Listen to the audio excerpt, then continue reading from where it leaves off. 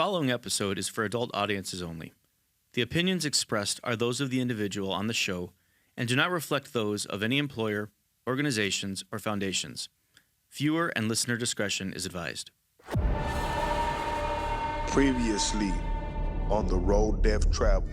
What was the grossest case you ever had? Well, when you say the grossest case, this is not the grossest case I ever had. Not the grossest case I ever had. Grossest case I ever had. We can talk about the grossest case I ever had.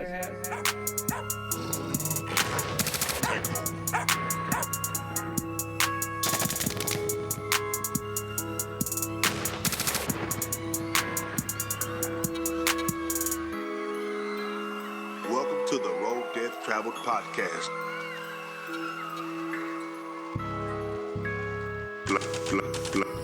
Platicar con la muerte.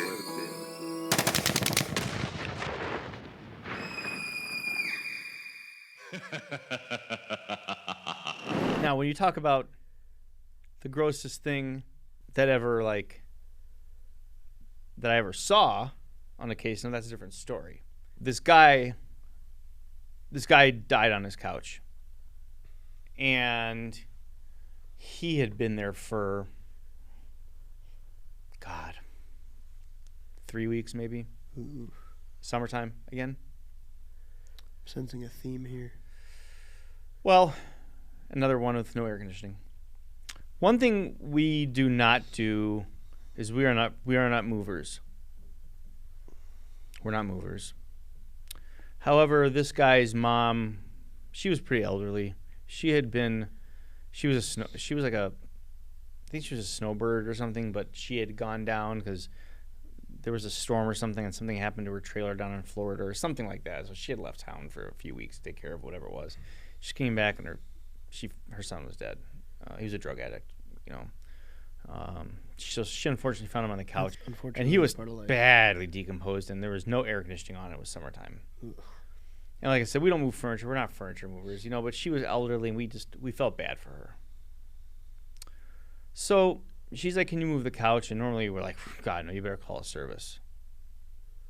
But she was old, so we were like, "Sure, where do you want us to put it?" She's like, "Can you just put it on the edge of the curb? My garbage man comes tomorrow, so they can take it."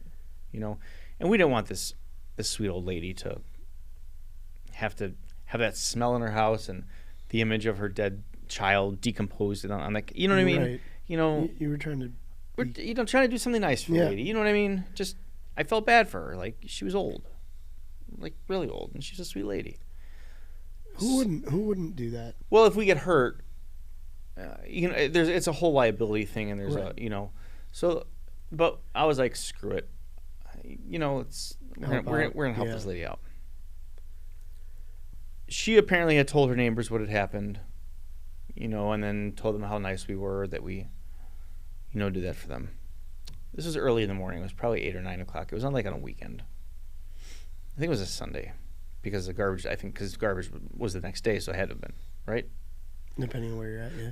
Well, I don't think they do garbage on the weekends. No. So probably was. Get a call from this lady. Not her, but her neighbor. Screaming at the top of her lungs. Yelling. Cussing me out. Mad as hell. I'm like, whoa, why are you yelling at me, lady? How dare you put that fucking couch in front? It's disgusting, and blah, blah, blah, and blah. I'm like, whoa, ma'am, chill out. Like, we're doing your neighbor a favor. And well, great. Well, my kids were jumping on that couch. Oh. I'm like, ugh. What? Apparently her kids did what kids do. And they saw the couch jumping on, and they were like rolling around in like the decomposition fluid. And then they went in the house, so they smelled like oh no. So I guess, they say no good deed goes unpunished. Try to do the right thing, try to do the nice thing, and that backfired on the neighbor. I mean, it certainly wasn't on purpose.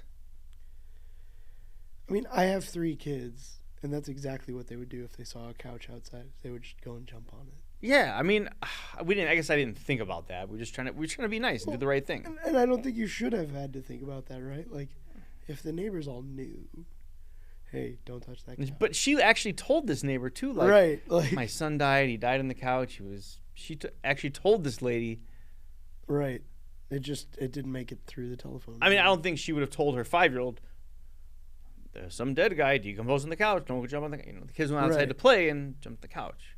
Because that's what kids do. Yeah. That's gross, though.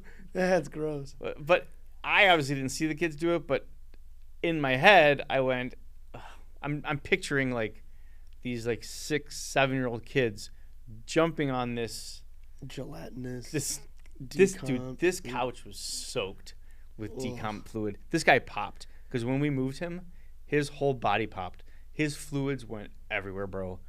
This couch was soaked, and I mean soaked in like purple decomp fluid. It was fucking disgusting. Well, that's because for the meat suits that we are mostly water. Yeah, but this was bad. I mean, his whole skin slipped off. He popped. It went all soaked into the couch. I mean, it was like a sponge, but it was like, I mean, you could have pressed it. If you would have pressed down on that couch, fluid would have like poured. I mean, it would have like, and it just would have soaked out. Oh. And now I'm picturing after I saw all the fluid, how soaked it was. I'm picturing kids jumping around on it, and I'm just picturing them jumping.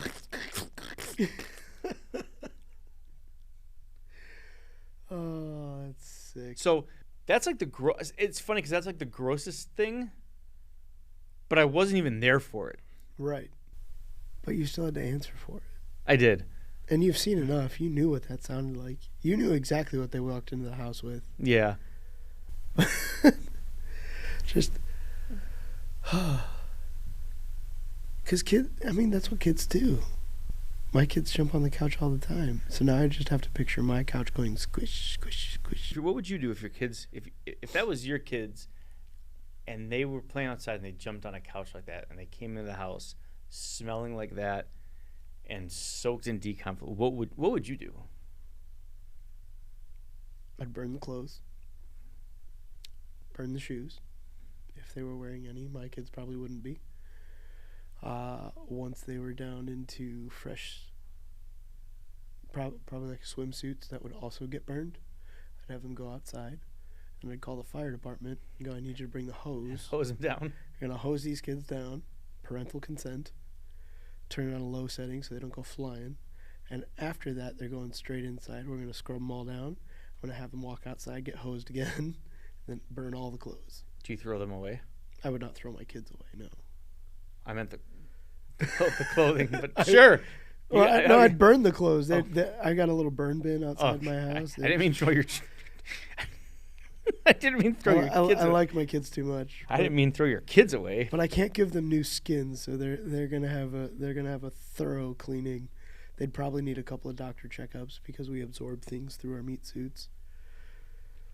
Like, I know you really don't like this, but you got little Billy on you, so we got to get you cleaned up. So like right now, we just talked about the grossest thing that did you in your mind think it would be worse than that or not as bad as that? I don't know. Or was that like on par? I don't know. I mean, having my kids jump around in decomp fluid, I mean, unless it's like post-apocalyptic, you're running through the street and there's just decomp everywhere. Like that's about it. I would have to have a very specific framework in my mind, situationally, to be okay with that scenario. God. And even then, I don't think I'd be okay. I think it'd just be compartmentalized, as anybody with PTSD would understand. like, nah, there's some bad things that happen to make that go. No, I think I'd be vomiting. My kids would be crying. There'd be a lot of tears. I'd be crying. Like, why? Awesome. Lots of Hallmark movies afterwards, trying to make everybody feel better. Christmas marathon for 365 days. Lots of therapy visits. maybe a couple of therapy dogs. Tell you what, speaking of that, man, writing that book kind of was therapy. It had to be. It had to be cathartic. I'm telling you, man. Just writing it down was kind of like, it was like venting in a way. Do you feel better? I do. I know a lot of people have talked to you about it too. Like, hey, we never would have talked about this, or we're glad that you talked about it, especially in the back half of the book, which is, you and I talked about it. The back half of the book is kind of my favorite. Yep. Because you go into the mental side of it. Yeah, and we'll definitely be doing some episodes about the mental health side of the field, and what you deal with and the after effects and taking it home with you, and well, that's just it. Sleeping you or take lack it of home sleep. with you. So when you take it home with you, we've got this idea that we're able to compartmentalize everything, right? Like, work is work, family is family. Stress at work doesn't come home. BS. It comes home because you're the same person. So even though you can try to hide it, your kids know when you've had a bad day. Your wife knows when you've had a bad day. Absolutely. Your significant other is going to know if some dude popped on you in your mouth. There's side effects there. So when we dive into that episode, that's some real stuff that people need to know, especially if you're thinking about putting on the badge, especially if you're thinking about putting on, a fireman's uniform or signing up for our military. I have nothing but respect for, every good soldier out there, every good cop out there, every good fireman, every good, EMT. There's good people out there that are doing really hard work to keep the general public safe. That level of things, if your show doesn't exist, if your book doesn't exist, then they have no idea what they're walking into. So I tell you what, it's funny you say that, because I had a lot of interns, people that interned for me, that went into forensics. They had all these degrees in forensics, and I can't tell you how many times they'd walk in, and within a week they're like, "I just wasted 4 years of my life. I can't do this." Yep. Because they saw a television show. Because they saw NCIS or something. This is awesome, and then they're like, "Ah!"